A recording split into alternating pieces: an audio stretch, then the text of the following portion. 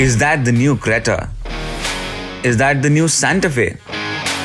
No, it's neither of those.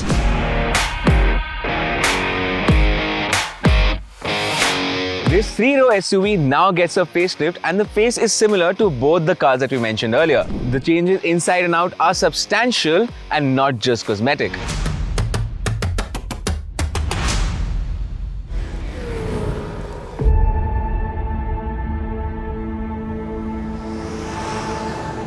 The sales of the Alcazar have been on a massive decline. While Hyundai sold more than 8,000 units between April and July 2023, it sold a smidge over 3,600 units during the same period in 2024. So, refreshing it was always on the cards given the need for 7-seaters in our country.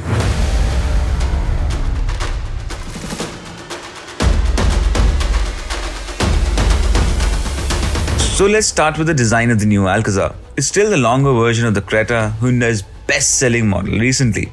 But thankfully, the Alcazar is a bit more different than the Creta. It still has a light bar at the front, but it gets the H-pattern LED DRLs. That's Hyundai's new signature for its SUVs. Other highlights include a new split headlamp design, new front and rear bumpers, 18-inch alloy wheels, chunkier roof rails, and new vertically oriented tail lamps that looks much better than before. And there are 9 colors to choose from, including a new robust emerald matte. So there are now 6 solid colors, 2 matte and 1 dual tone. And it has even grown in size, 60mm in length but the same wheelbase. And it's also 10mm wider and 35mm taller.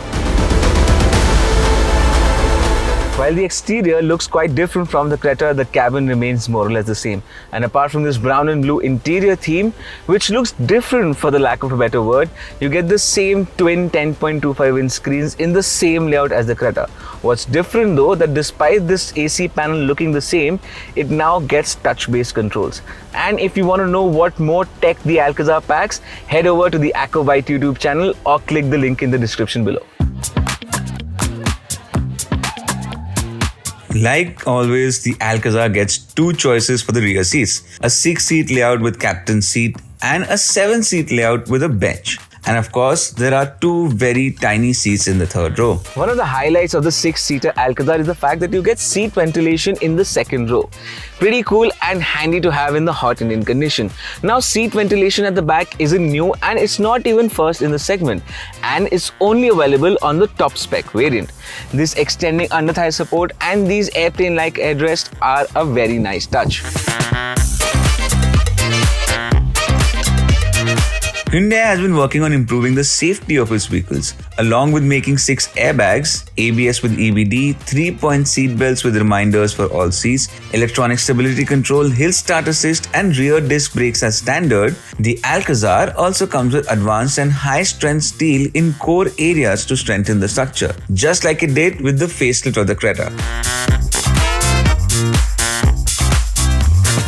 With the facelift, Hyundai hasn't changed the powertrain options with the Alcazar, and that's not a bad thing. It still gets the same 1.5-litre turbo petrol and diesel engines with the option of a 6-speed manual, a 6-speed automatic, and a 7-speed dual-clutch automatic. The manual is available with both, but as always, the dual clutch is petrol only and the torque converter is diesel only. And if you want either of the automatics, you'd have to get the platinum or the signature trim, and the manual is available on all trims except the top end signature.